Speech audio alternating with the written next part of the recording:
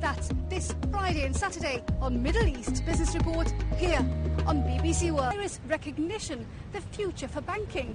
All you do is walk up to the ATM, look at a camera, it clocks your iris, you take your money. It sounds like a scene from the movie Mission Impossible, but the BBC was the first to film what Cairo Amman Bank claims is the world's first rollout of iris scan technology at ATMs. Malcom Borthwick reports from Jordan's capital, Amman.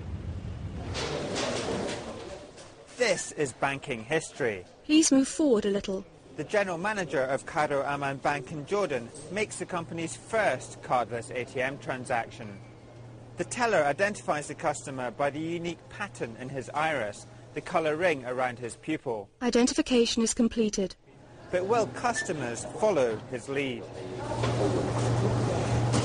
I believe that every new technology, it has a resistance, but with time, the people will change their culture, such like when the internet before 25 years ago, there were no internet, and today all the people using the internet.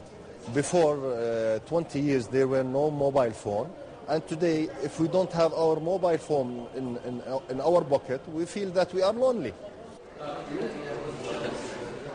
The bank plans to roll out this technology at all of its branches over the next 3 years.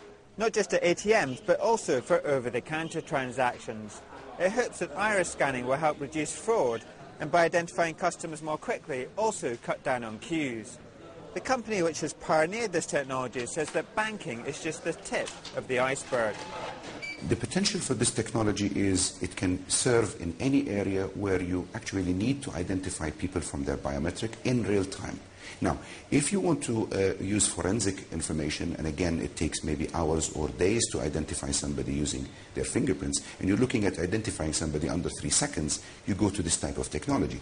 In 10 years, I see people actually using iris recognition in their day-to-day business, perhaps turning on the ignition in their cars, perhaps paying for the grocery using iris recognition.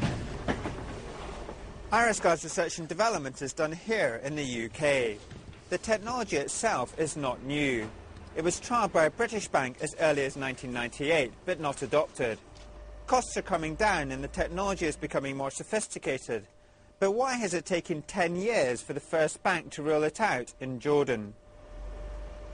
I think there's a number of barriers to actually this technology taking off, including the costs of the hardware and the software, which are obviously coming down gradually over time. There's a perception perhaps that it's invasive, particularly in the use of iris scanning, for example.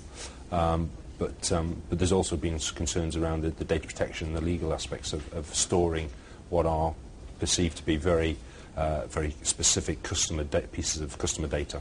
The largest deployment of iris recognition software in the world is here in the United Arab Emirates. It's used here at Dubai Airport to stop deported nationals trying to get back into the country using a fake ID or passport. So passengers who arrive at the airport queue up here for their visa. And once they've got their visa, they come over here for their irises to be scanned. Since the technology was introduced in the UAE in 2001, it's helped to catch over 210,000 illegal immigrants who have tried to get into the country. Illegal migrants are so desperate to get into this country that some of them try to use eye drops or contact lenses to try and dupe the iris scanners. But why are so many of them trying to get back into the UAE? The UAE is famous for attracting different nationalities to come here and work.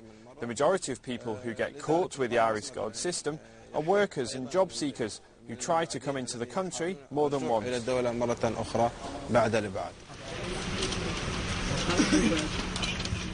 A job was all this construction worker wanted, but he's unlikely to get further than the airport. The Pakistani national was expelled from the UAE 5 years ago, and his iris is on a database of deported nationals. He's going to face more questions, but his stay in Dubai is likely to be a short one. Now the banking world will be watching closely to see if iris scanning takes off in Jordan as it has in the United Arab Emirates. Malcom Borthwick reporting from Jordan there.